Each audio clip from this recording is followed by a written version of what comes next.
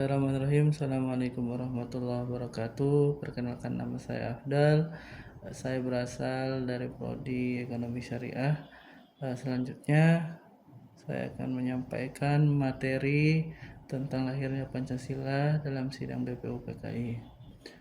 Yang pertama yaitu sidang pertama BPUPKI pada tanggal 29 Mei sampai 1 Juni 1945.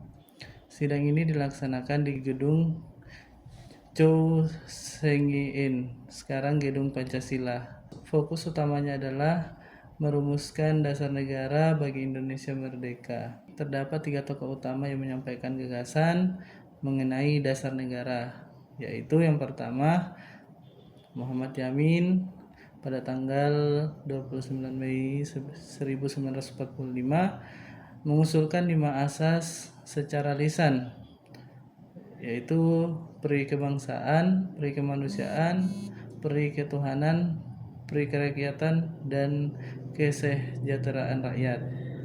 Yang kedua, Soepomo pada tanggal 31 Mei 1945 menekankan pada teori negara integralistik atau persatuan, di mana negara tidak memihak pada golongan terkuat, tetapi berdiri di atas semua golongan.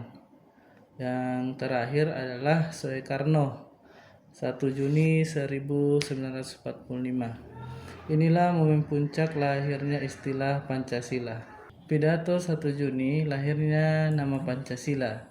Pada tanggal 1 Juni 1945, Soekarno menyampaikan pidato tanpa teks yang mengusulkan 5 prinsip dasar negara, yaitu yang pertama, kebangsaan Indonesia, kedua, internasionalisme atau peri kemanusiaan, yang ketiga, mufakat atau demokrasi, keempat, kesejahteraan sosial, yang kelima, ketuhanan yang berkebudayaan.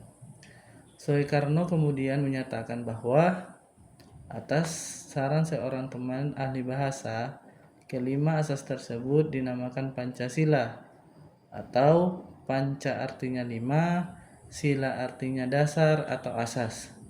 Itulah sebabnya setiap tanggal 1 Juni kita memperingati hari lahir Pancasila. Kemudian pembentukan panitia 9. Karena belum ada kesepakatan final setelah sidang pertama berakhir, dibentuklah panitia sebelum untuk mematangkan rumusan Pancasila. Kelompok ini terdiri dari golongan nasionalis dan golongan Islam.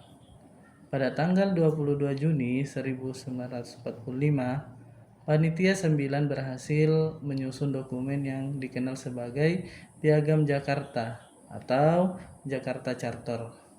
Dalam piagam ini, rumusan dasar negara sedikit berubah, terutama pada sila pertama yang berbunyi ketuhanan dengan kewajiban menjalankan syariat Islam bagi pemeluk-pemeluknya. Dan nilai Pancasila yang tercermin dalam BPUPKI.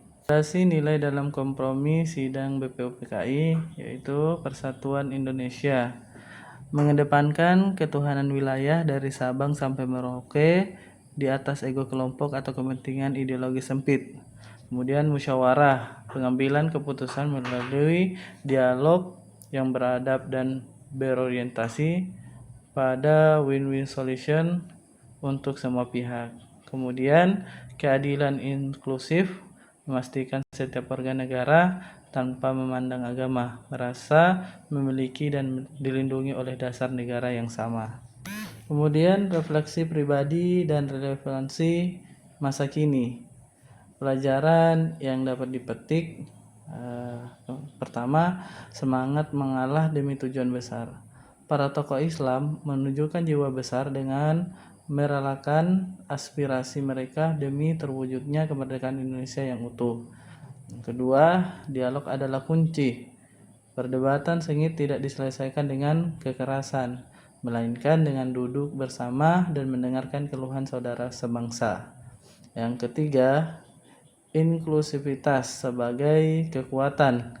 Keberagaman bukan beban, tetapi identitas yang harus dipayungi oleh aturan yang adil bagi semua. Kemudian relevansi bagi generasi muda. Menjaga bineka di era digital. Saat ini polarisasi sering terjadi di media sosial. Nilai kompromi BPUPKI mengajarkan kita untuk tidak merasa paling benar dan selalu mencari titik temu di tengah perbedaan pendapat. Generasi muda harus menjadi jembatan persatuan, memastikan bahwa narasi yang dibangun adalah narasi inklusif yang menghargai hak-hak minoritas sebagaimana yang dilakukan para pendiri bangsa. Demikian itulah materi yang dapat kami sampaikan. Saya ucapkan terima kasih. Assalamualaikum warahmatullahi wabarakatuh.